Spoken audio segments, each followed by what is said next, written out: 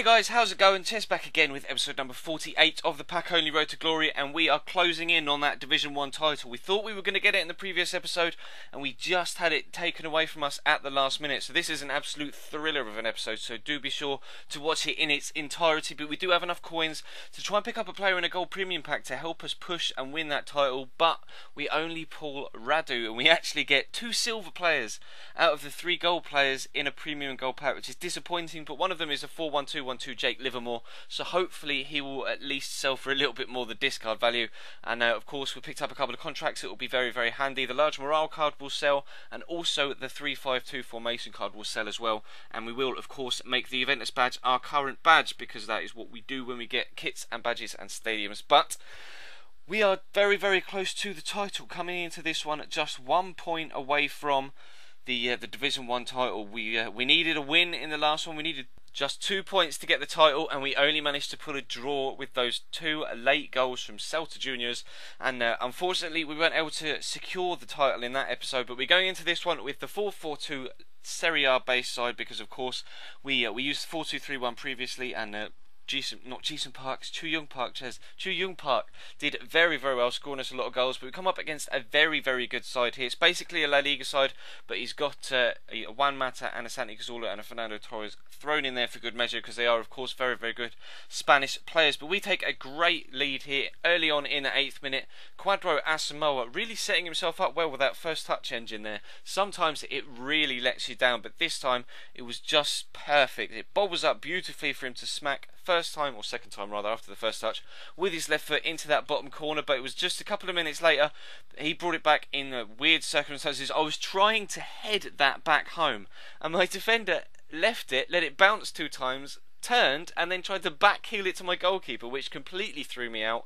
And he was able to just tackle me and put it into the back of the net. And then Pedro, it's more disappointing goalkeeping, to be completely honest. He really should have done better with that, palming it into the bottom corner of the net after Pedro volleyed that one from the edge of the box first time after the block shot. Good strike, but Keeps really should have done better with that, and that put us behind. But we were able to get back on level terms here. Good first save from Victor Valdez, but thankfully Andrea Poli is on hand to header in the rebound. So 15 minutes from time, we are cruising and have the point we need for the Division 1 title. And we still actually, I accidentally left myself on attacking, and we got a corner 85 minutes from time, trying to find a winner to put the game to bed, and he actually caught me on the counter-attack here. I switched back to balance, but it's all just too late.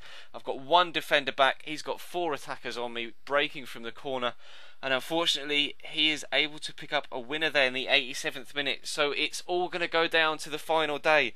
It is Man City and Man United for the title situation all over again. We were dominant in that game. You can see from the stats, 13 shots, 12 on target, and just 2 goals. Victor Valdez had an absolute game in that one. So we have 1 game left. We need 1 point, and we come up against a side that I really wasn't looking forward to playing. He's got Royce and Muller and Goetze and Philip Lahm and Wiedenfeller and Gundogan. It's a team that really is an extremely good side. It's got 100 chem, everyone's on full chem, and I was so nervous going into this one, and we were so fortunate to take the lead here.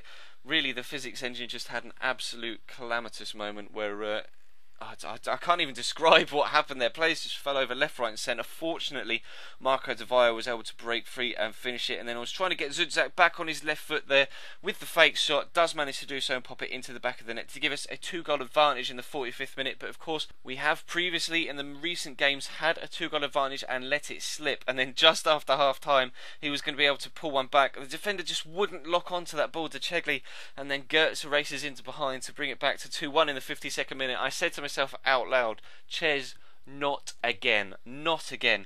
And then just a few minutes later, it wasn't to be again. Andrea Poli slides a beautiful ball to Mikoli. The first touch is heavy, but he just gets there to get that dink over the goalkeeper into the back of the net. That is vital, absolutely vital. And I breathed the biggest of sighs of relief as that goal went in. And he was actually able to bring it back to 3-2 here in the last minute. Goetze doing a cheeky donut. And then unfortunately, rather typically, keeper makes a save and it rebounds between 2 defenders straight to the striker.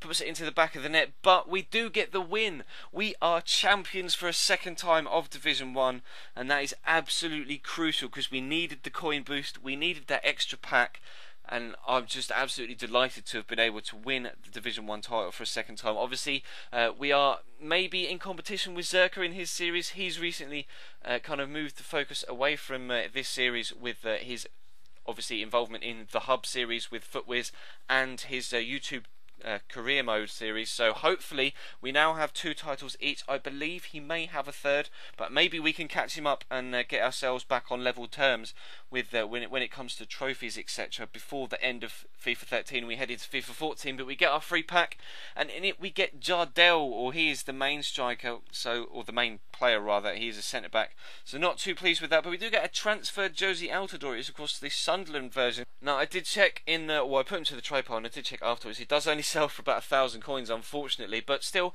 it's a nice pull. It's a transfer player, and I am actually really looking forward to seeing him play in the Premier League next season, IRL. But we got a new stadium, so of course we've refreshed our stadium and put that as our current stadium, and of course plenty of contracts there. Really pleased to get at least 4 non-rare and a rare gold contract as well. So if you did miss the previous episode, guys, do feel free to click on the link in the top left. That will take you to it. And of course, if you haven't subscribed, do so. Click on the annotation over the channel emblem and the little subscribe button, or if you're on like a mobile device or something and you can't click on annotations, there will be a link in the description to do so. So thank you very much for watching, guys. Please do feel free as always to leave the video a like as well, and I will see you next time.